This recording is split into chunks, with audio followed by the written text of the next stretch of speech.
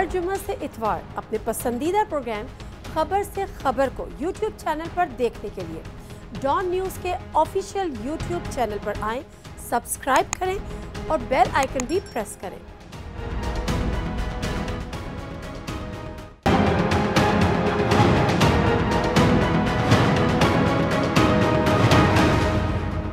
नाज़रीन, प्रोग्राम खबर से खबर बिन नादिया मिर्ज़ा में खुशामदीद। नाज़रीन, अपोजिशन की अगर हालिया सरगर्मियों का जायज़ा लिया जाए तो लगता यह है कि हकीकतन और अगर उनके बयानात को भी देखा जाए तो ये यकीन करने को दिल चाहता है कि हुकूमत आज गई और कल गई। जिस तरह से उनकी मीटिंग्स हो रही हैं, जिस तरह से वो तहरीक-ए-अदम एतमाद की बातें कर रहे हैं और फिर जिस तरह से लॉन्ग मार्च की भी बातें कर रहे हैं। फिर अगर हुकूमती सफ़ों का जायज़ा लिया जाए तो वहाँ पर तो फ़िलहाल सुकून ही सुकून है, बल्कि वहाँ पर चैलेंज किया जा रहा है। जिस तरह से असद कैसी साहब भी चैलेंज कर रहे थे कि जी अगर किसी को तहरीक-ए-अदम एतमाद लेकर आनी है तो वो अपना शौक़ पूरा कर ले और हम भी यहाँ पर बिल्कुल तैयार हैं। तीसरी तरफ अगर नज़र दौड़ाई जाए तो फिलहाल शायद उसका तज्जिया भी कुछ नहीं किया जा सकता, लेकिन ऐसे वक्त में जहां पर हुकूमती, क्योंकि अपोजिशन के स्टेटमेंट्स ये हैं कि हुकूमती अरकान उनसे राब्ते में अददी बढ़तरी के लिए, ऐसे में ज़्यादा ज़रूरी था कि हुकूमती सफ़ों में इत्तेहाद रखा जाता। लेकिन वज़ीर आज़म इमरान खान साहब ने जो कारकर्दगी की बुनियाद पर जो सर्टिफिकेट्स दिए, ये जो अवार्ड्स दिए, उसमें उनकी सफ़ों के अंदर ही थोड़ा सा इंतशार पैदा कर दिया। और शाह महमूद कुरैशी साहब ने रिजर्वेशन का इजहार किया, फवाद चौधरी साहब भी कुछ ना कुछ कह गए, अली मोहम्मद खान साहब ने कुछ ना कुछ बयान इस पर दिया। लेकिन उससे भी इम्पॉर्टेंट बात यह है कि अभी MQM की राब्ता कमेटी का एक इजलास ख़त्म हुआ जिस पर उन्होंने इस तहफ़्फ़ुज़ात का भी इजहार किया कि जो उनकी जो कैबिनेट उनकी जो मिनिस्ट्री थी, यानी जो IT मिनिस्ट्री जो उनके वज़ीर के पास थी, उसकी कारकर्दगी को यकसर तौर पर नज़रअंदाज कर दिया गया है। मामला है क्या, मामला किस हद तक आगे जा सकेगा, इस पर ज़रा खुलकर बात करते हैं। जो पैनलिस्ट हमारे साथ मौजूद हैं उनसे आपका तारुफ करा देती हूँ। दस्तगीर खान साहब हमारे साथ मौजूद हैं, MNA, farmer minister for foreign affairs, defence and commerce, vice president PMLN के। अस्सलाम वालेकुम दस्तगीर साहब, thank you very much for your time sir. Barrister Syed Ali Zafar साहब, सीनियर PTI के रहनुमा, फॉर्मर फेडरल मिनिस्टर भी हैं। अस्सलाम वालेकुम बैरिस्टर साहब, बहुत शुक्रिया आपके टाइम का भी।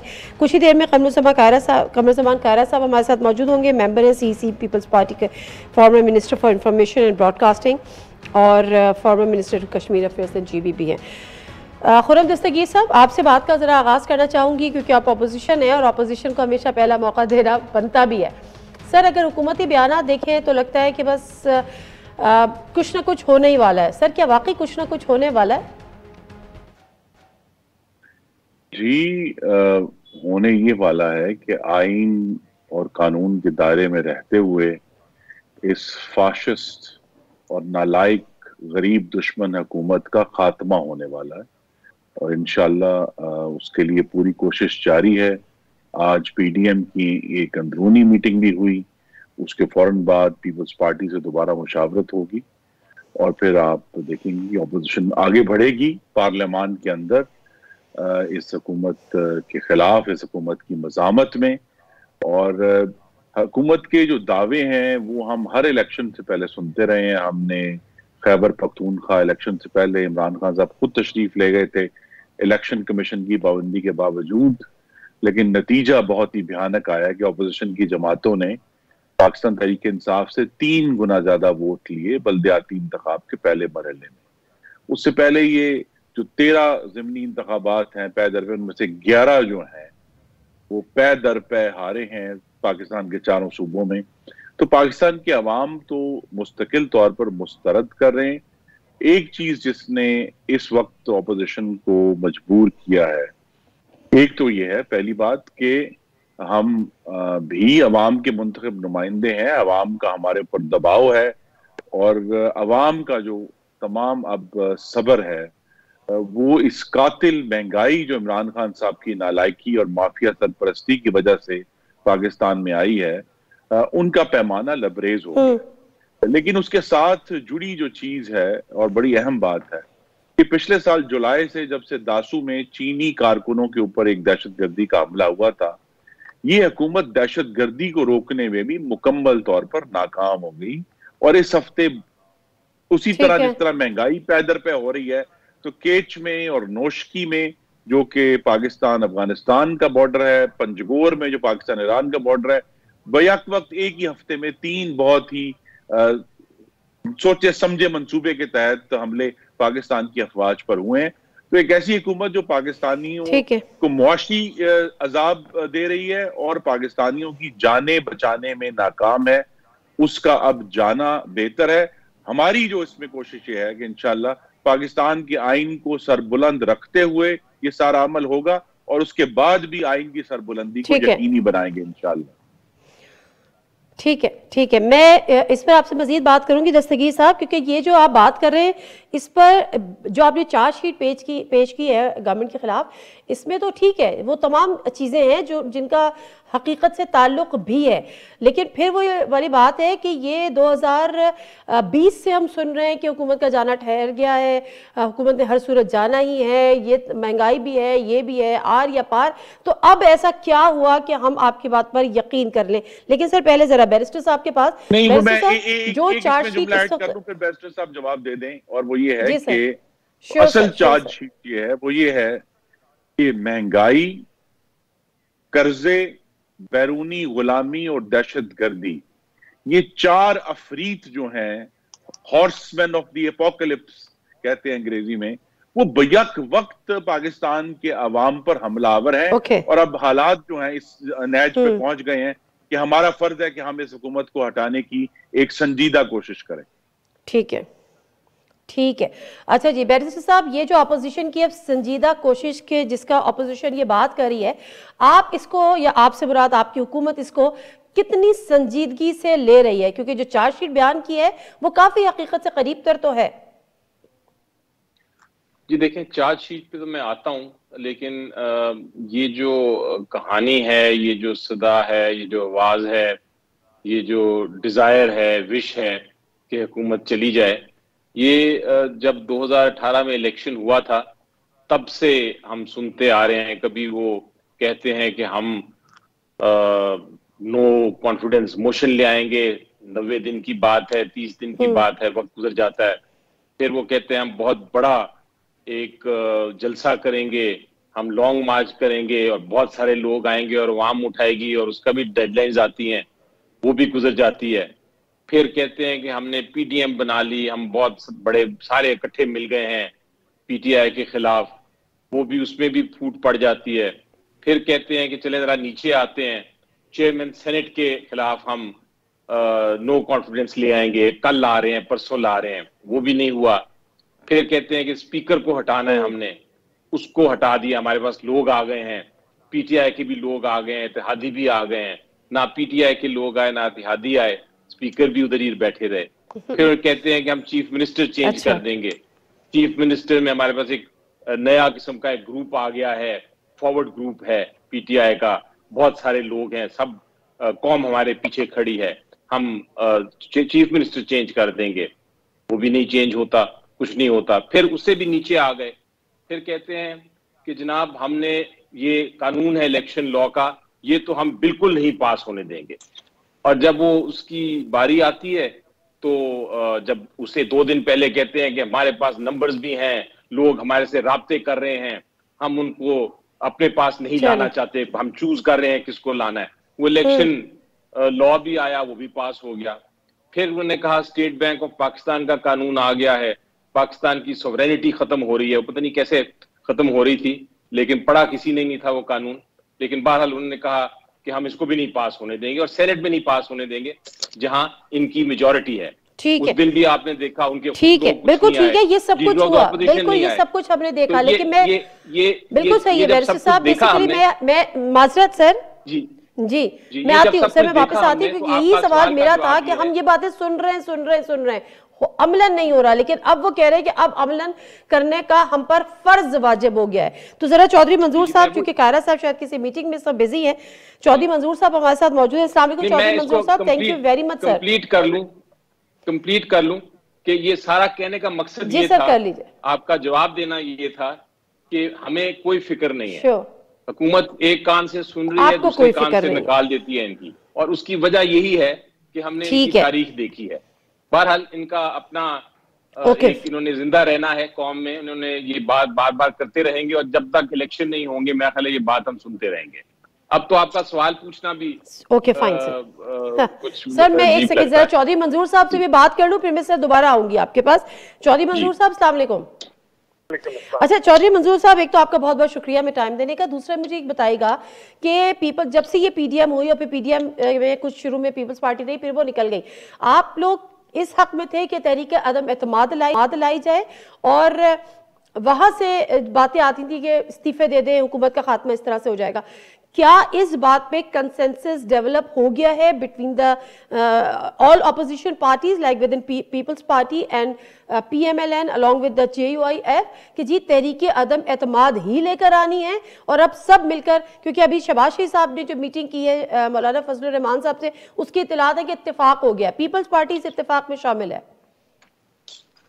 जी बिल्कुल, पाकिस्तान पीपल्स पार्टी का पहले दिन से ये मौक़िफ़ था कि इनको आईनी तरीके से घर भेजा जाए और अभी अली जफर साहब फरमा रहे थे कि हमें कोई फिक्र नहीं है। बिल्कुल इनको कोई फिक्र नहीं है। आटा 35 से 70 हो जाए इनको कोई फिक्र नहीं है। चीनी 50 से 110 हो जाए इनको कोई फिक्र नहीं है। बिजली की कीमत 26 रुपए यूनिट हो जाए इनको कोई फिक्र नहीं है। इस मुल्क की खारजा पॉलिसी फेल हो जाए इनको कोई फिक्र नहीं है। इस मुल्क के अंदर नेशनल एक्शन प्लान पे कोई अमल दरामद ना हो, दहशतगर्दी दोबारा शुरू हो जाए, कोई फिक्र नहीं।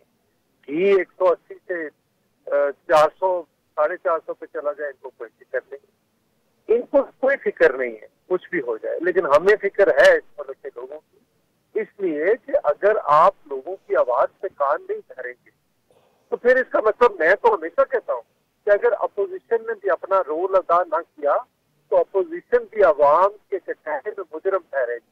ठीक है। और अगर मुजरम ठहरती है तो फिर ये मुल्क शायद किसी तेजी के साथ किसी अनारकी की तरफ चला जाए। ये अब तहरीक नहीं रुकने वाली। अगर अपोजिशन नहीं चलाएगी तो ये किसी खुदराव तरीके से पूछ सकती है, जिसके नतीजे में इस मुल्क के अंदर अनारकी फैल सकती है। तो मैं ये समझता हूँ कि अपोजिशन को अपना एक आईनी रोल अदा करना चाहिए। हम कोई गैर आईनी काम न करने के लिए तैयार हैं, न किसी को इजाजत देंगे। अगर हम ये कहते हैं कि एस्टेब्लिशमेंट को भी न्यूट्रल हो जाना चाहिए तो ये भी एक आईनी मुतालबा है। ठीक है। एस्टेब्लिशमेंट का काम पॉलिटिक्स में मुदाखलत करना नहीं है।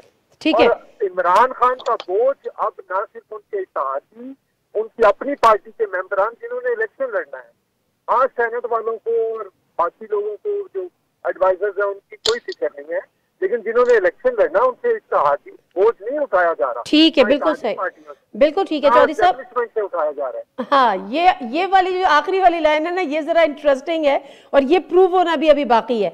तो मैं थोड़ा सा ब्रेक ले लेती हूँ। ब्रेक से वापस आऊंगी तो खुर्रम दस्ते पूछूंगी, क्योंकि ये तो क्लेम किया जा रहा है अपोजिशन की जानिब से कि हुकूमती जो अरकान है वो हमारे साथ राब्ते में है और अब तो इतने आ गए कि हम सोच रहे हैं किसको लें किसको नहीं लें।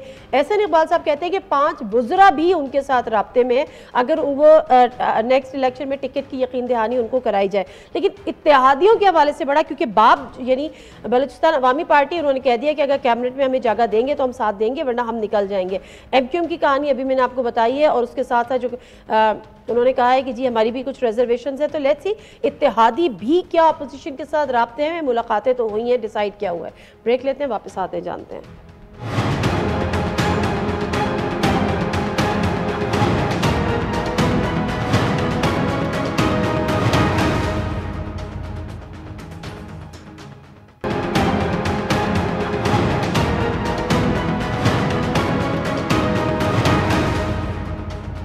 जी नज़ीर, प्रोग्राम एक दफ़ा फिर आपको खुशामदीद कहते हैं। और अभी जो चौधरी मंजूर साहब ब्रेक पे जाने से कबल कह रहे थे कि अपोजिशन भी अब इनसे थक चुकी है।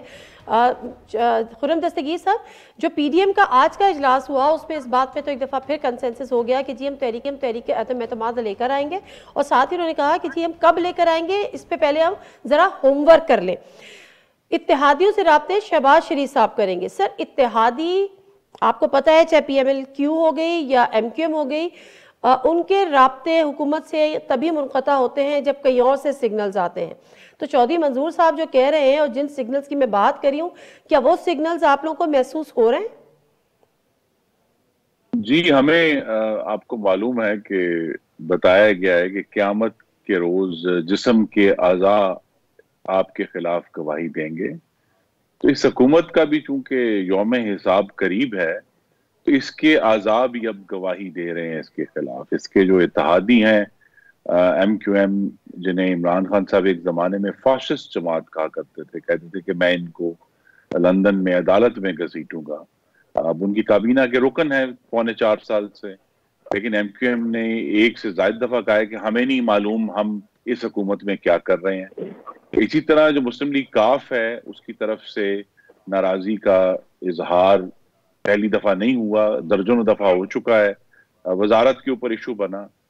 लेकिन आज जो एक दिलचस्प पेशरफ्त हुई कि जो सबसे ज्यादा बलोचिस्तान अवामी पार्टी जो इस हुकूमत की हवारी है, जिसको ये हुकूमत बनने से पहले अपनी जगह पर फिट किया गया था सेनेट में, आज सेनेट में उन्होंने भी ये गवाही हुकूमत के खिलाफ दे दी और आवाज निकाल दी।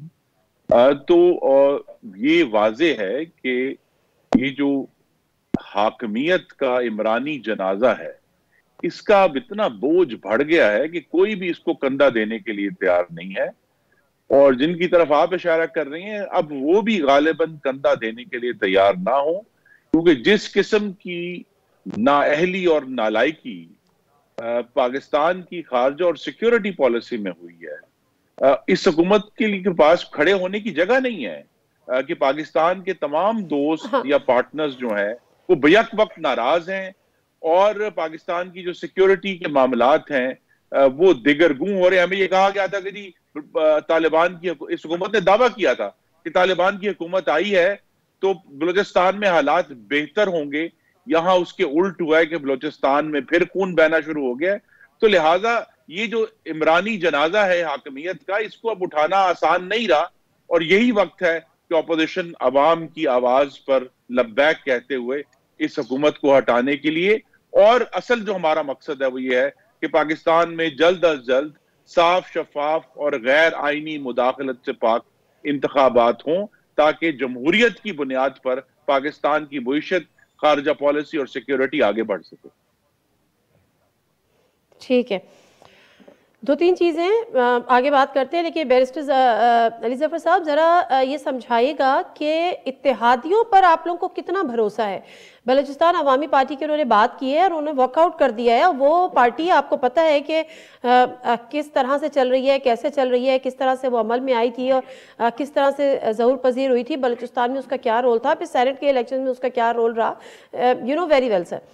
और फिर उसके बाद MQM, जिसके आज राब्ता कमेटी का इजलास खत्म होता है तो वो कहते हैं कि जी हमारी जो मिनिस्ट्री है, और इत्तलात ये है कि बहुत जल्द, मैंने ये ट्वीट भी की थी और मैं एक दफ़ा फिर ये रिकॉर्ड पे कह रही हूँ कि अमीनुल हक साहब शायद अपनी मिनिस्ट्री छोड़ दें, यानी वो कैबिनेट से बाहर आ जाए। फारूक नसीम साहब को वो ऑन नहीं करते। फिर PMLQ, उनकी अपनी 10,000 शिकायतें हैं। तो ऐसे मौक़ों पर भी आपको लगता है कि आपको कोई भी फिक्र नहीं है और होनी भी नहीं चाहिए? देखिए जी, इत्तेहादी जो हैं हमारे, वो उनकी अपनी अपनी जमातें हैं, उनकी अपनी अपनी मैनिफेस्टो है, वो हमारे ताबे नहीं, वो हमारे पार्टनर्स हैं।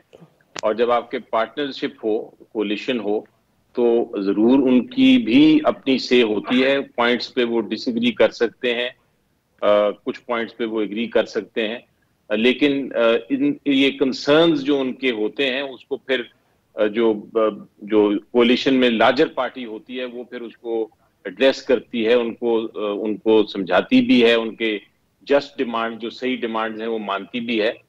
तो ये कंसर्न्स जो होते हैं, इसका ये मतलब नहीं है कि अलहदगी हो रही है।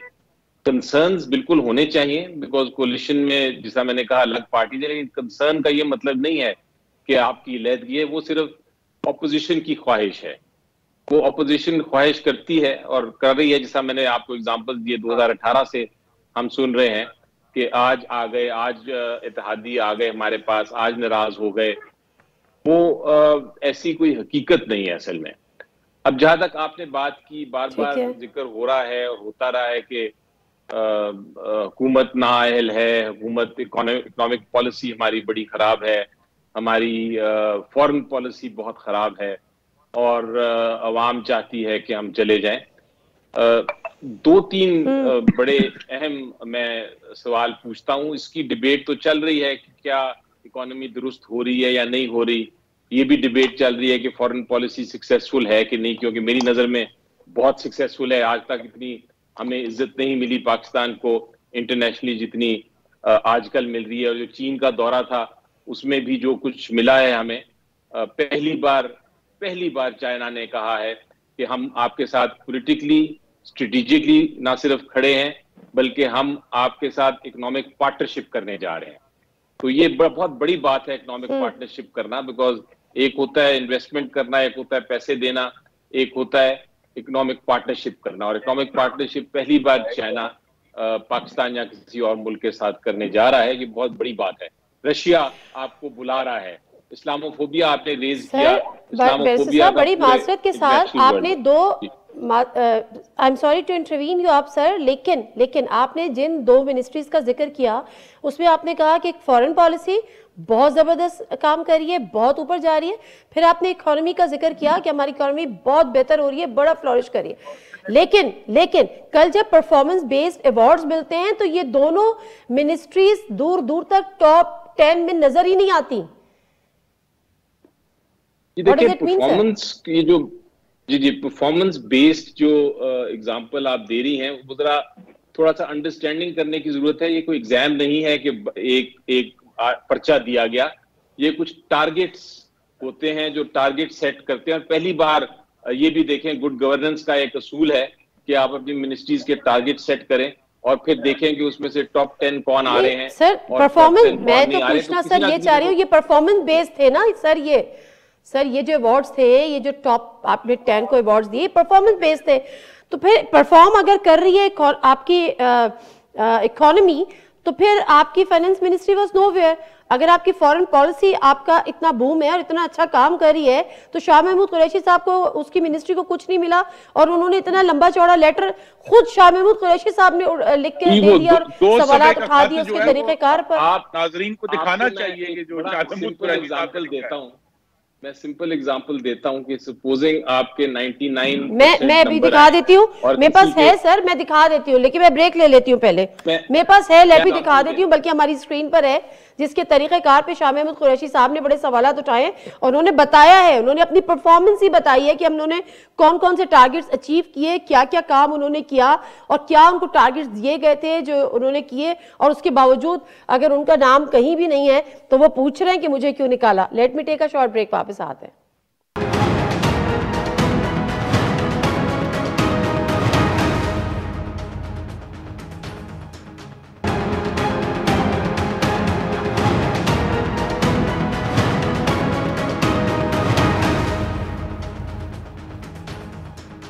जी नाज़रीन, प्रोग्राम में एक दफ़ा फिर आपको खुशामदीद कहते हैं। जो अपोजिशन का इस बात पे इत्तफाक़ राय पीडीएम के पे हुआ है और पीपल्स पार्टी भी कह रही है कि जी तहरीक अदम एतमाद लेकर आएंगे, लेकिन उसके बाद क्या होगा, वज़ीर आज़म कौन बनेगा, 3 बड़ी जमातें हैं या 2 बड़ी जमातें हैं, पीपल्स पार्टी PMLN, क्या इस पर भी कोई कंसेंसस डेवलप हुआ है या सिर्फ ये सोचा है कि तहरीक अदम एतमाद के बाद फ्रेश इलेक्शन की तरफ जाना है। लेकिन ब्रेक पे से पहले मैं उस अवार्ड की तकसीम की बात कर रही थी।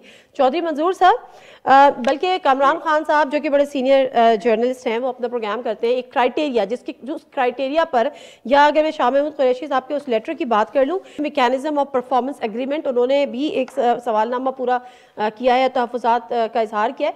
कामरान खान साहब ने अरबाब साहब से पूछा कि जो टॉपर है मुराद सईद साहब, उनका क्राइटेरिया क्या था या उनकी परफॉर्मेंस क्या थी या परफॉर्मेंस उनकी किस उसमें ज़्यादा थी, क्या कह रहे थे कामरान खान साहब, जवाब क्या आया और मुस्कुरा क्यों रहे थे। अरबाब साहब को याद ही नहीं है कि जिसने टॉप किया है उनकी परफॉर्मेंस क्या थी। तो फिर चौधरी साहब ये बताएगा मुझे कि जो बात कर रहे हैं शाह महमूद कुरैशी साहब की, जो उसका रिव्यू है, जो रिव्यू करे मैकेनिज्म ऑफ परफॉर्मेंस, तो ये दुरुस्त खदशात का इजहार कर रहे हैं चौधरी मंजूर साहब, और फिर आपकी नज़र में इसका क्राइटेरिया क्या है?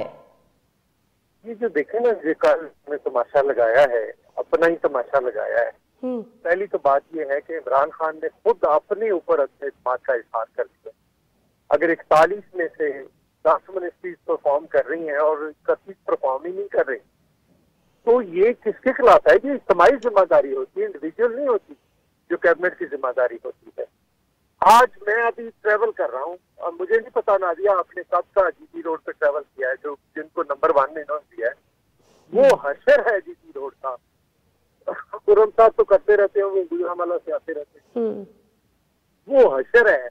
आप बोलो कि किसी सड़क पे चले गए, वो तबाही और वो बर्बादी है सड़कों की। इस तरह से टूटी हुई सड़कें हैं कि देहातों को जाने वाली सड़कों का भी ये हाल नहीं होता। और उसको टॉप कर दिया। स्कैंडलस सारी मिनिस्ट्री को उठा कर पहले नंबर, मतलब इनका स्कैंडल है पोस्टल सर्विसेज का, इनका स्कैंडल है वो चीफ जस्टिस ने लोटस लेकर जो सखर मोटरवे है उस पर खुलवाए थे 2 साल बाद, पानी दस्तयाब नहीं था, टायर पंचर हो जाए उसके लिए कुछ दस्तयाब नहीं था, आपको मोटरवे से बाहर निकलकर पेट्रोल लेना पड़ता था, वो टॉप पे है।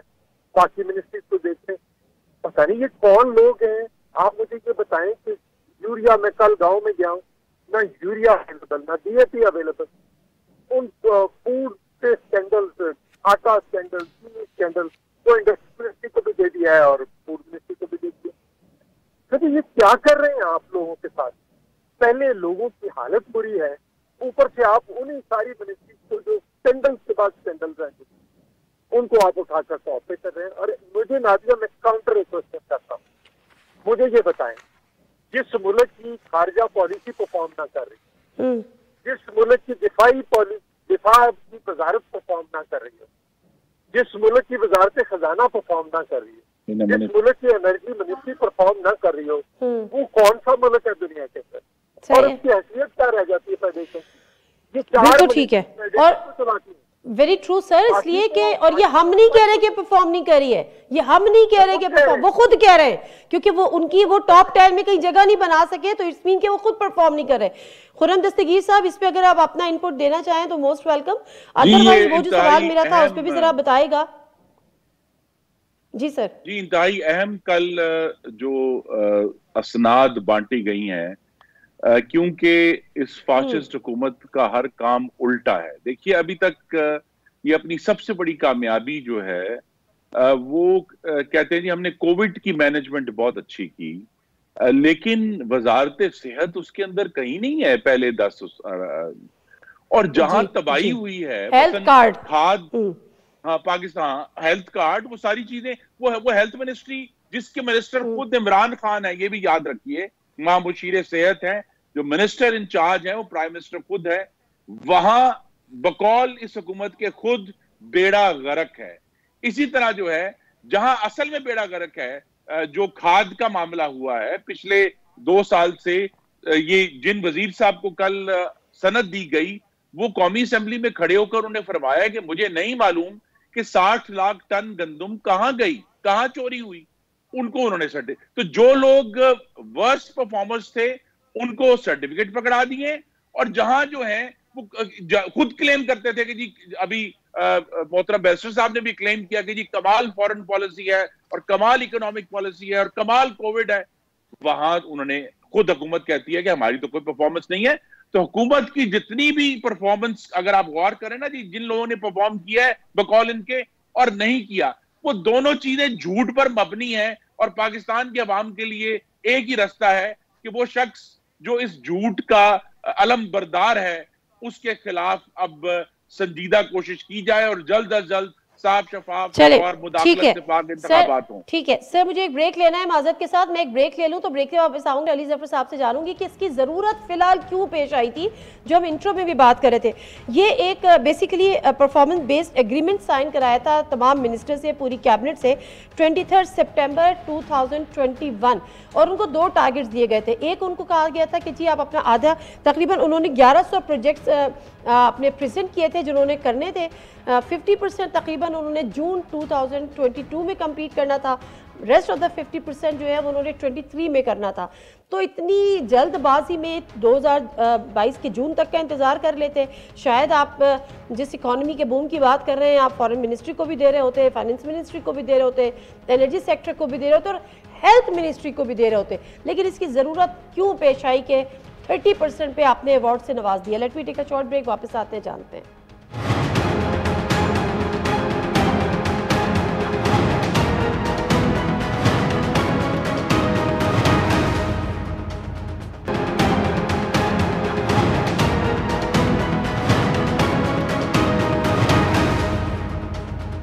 नज़ीर प्रोग्राम में एक दफ़ा फिर आपको खुशामदीद कहते हैं। बैरिस्टर अली ज़फ़र साहब, अपोजिशन का मानना यह है कि जो उनको अवार्ड नहीं मिला तो इसका मतलब है वो मिनिस्ट्रीज परफॉर्म नहीं कर रही थी या अप टू द मार्क कम से कम परफॉर्म नहीं कर रही थी।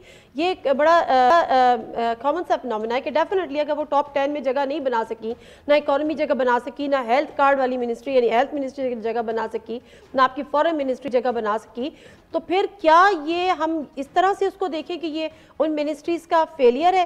प्लस क्या जरूरत थी अभी ये टाइम क्यों चूज किया गया? थोड़ा इंतजार कर लेते, मतलब जब आपने जून 2022 का टारगेट दिया था तो उस वक्त तक का इंतजार कर लेते और 50% परफॉर्मेंस पे आप ये अवार्ड तकसीम करते। जी, पहले दोनों सवालों का जवाब मैं देता हूं। पहले सवाल का जवाब ये है कि आप सबको मिसअंडरस्टैंडिंग हो रही है और अपोजिशन शायद जानबूझ के मिसअंडरस्टैंड करने की कोशिश कर रही है सारे सिस्टम को। ये आप एग्जाम्पल में आपको एक बड़ा बचगाना सा और सिंपल एग्जाम्पल देता हूँ कि आपकी एक क्लास है, उसमें बहुत इंटेलिजेंट लोग हैं, उनको 99% मिल रहे हैं। किसी को 99% बहुत मार्क्स होते हैं एग्जाम में, 99% मिल रहे हैं, और दूसरे को 99.1 मिल रहे हैं और किसी को 99.2 मिल रहे हैं। तो टॉप 10 में जो 99 से ऊपर हैं वो टॉप 10 में आ गए, तो 99 को आप ये नहीं कह सकते कि वो फेलियर है। 99 वाला भी बहुत नंबर लेके बहुत इंटेलिजेंट है, लेकिन चूंकि उसकी क्लास में उससे भी ज्यादा इंटेलिजेंट लोग हैं जो कि 99% से भी ज्यादा नंबर ले रहे हैं, तो वो उनको आप कहते हैं कि वो टॉप 10 में आ गए। लेकिन उसको ये कहना कि जो बाकी लोग हैं वो सारे बिल्कुल फेल हो गए क्योंकि उन्होंने 99% नंबर लिए, ये गलत बात है। सो ये इसको थोड़ा समझने की जरूरत है कि बाकियों ने भी परफॉर्म किया लेकिन उतनी बेहतर परफॉर्म नहीं किया जितना ये टॉप 10 वाले थे। दूसरी बात, आपका सवाल ये था कि क्या ये जो क्या जरूरत थी ये अभी इस तरह करने की। मेरी नजर में ये एक बहुत गुड गवर्नेंस का बहुत एक अहम सतून है परफॉर्मेंस जज करना मिनिस्ट्रीज की पीरियोडिकली, यानी मैं तो कहता हूँ हर 3 महीने में, ये 6 महीने की आप टारगेट की बात कर रही है, मैं तो कहता हूँ एक पीरियोडिकल 3 महीने का भी असेसमेंट होनी चाहिए।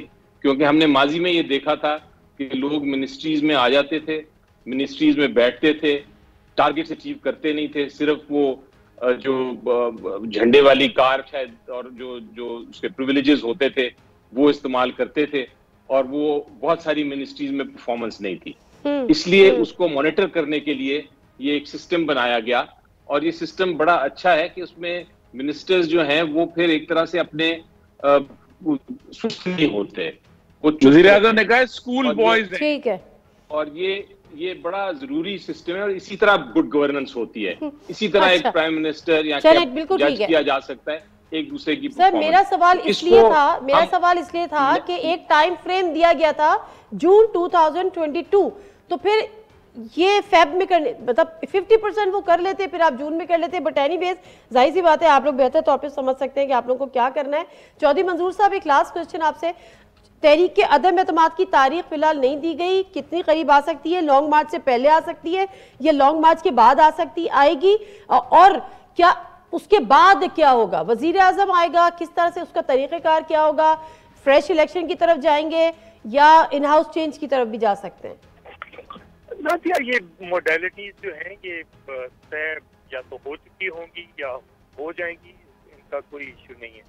असल इशू ये है कि अब ये लोग इस मुल्क के इस नाहल और नालायक हुकूमत को पल भी बर्दाश्त करने के लिए तैयार नहीं, तो इसलिए ये फैसला हुआ है। अभी सभी पार्टियों ने अपने अपने बुनियादी चीज़ों से, अपने बुनियादी फलसफों से हटकर इस वक्त, चूंकि ये खुद ऐलान कर दिया उन्होंने कल तो कि आपकी खारजा पॉलिसी परफॉर्म नहीं कर रही, आपकी सारी। सर वो क्राइटेरिया डिफरेंट बता रहे हैं, वो बैरिस्टर साहब कह रहे हैं कि वो 99% नहीं कर रही, 98 कर रही होगी। ये इनका कहना है ना। मेरे नजदीक तो जो परफॉर्म करने वाली मिनिस्ट्रीज है, मैंने 3-4 का बता दिया, मैं आपको सारियों को बता देता हूँ। मसलन वजारत दाखिला को इस्लामाबाद के अंदर एक रिपोर्ट है कि 100% स्कूलों और कॉलेजेस के अंदर मंशियात में इजाफा हो गया इन 3.5 साल के अंदर। उसकी मिकदार इससे भी ज्यादा है, ये तो रिकॉर्डेड है। ठीक है, उसको किस चीज का, इस बच्चों को मंशियात से लगाने का सर्टिफिकेट दे रहे हैं, किसने ठीक करना है? ठीक है, ठीक है, बिल्कुल सही है, वो हालत है, बाकी सारी भी देख लो। ठीक है, लेकिन मैं ये कह रहा हूँ कि ये मोडालिटीज हैं, ये तय हो जाएंगे, ये तय होना अभी बाकी है, लेकिन ठीक है, ठीक है। Thank you very much Chaudhary Manzoor Sahab, barrister Ali Zafar साहब बहुत शुक्रिया, खुर्रम दस्तगीर साहब बहुत शुक्रिया। फिलहाल जो पीडीएम पे तय हुआ है, डेट अनाउंस नहीं हुई है, इत्तेहादियों से राब्ते अभी करने हैं, पीपल्स पार्टी से बात की जाएगी, पीडीएम के फोरम पे तय हुआ है। लेकिन जो हुकूमती रिएक्शन आया है वो ये कहना है कि अभी तक जो बातें सामने आई हैं उनके चेहरों से आया है कि अभी तक अपोजिशन को कोई वाज़ेह लाइन नहीं मिली है और किसी चीज़ पर भी कंसेंसस नहीं हुआ है। फिलहाल हमें किसी चीज़ का डर नहीं है। प्रोग्राम से दीजिए नादिर मिर्ज़ा को इजाज़त, अल्लाह हाफ़िज़।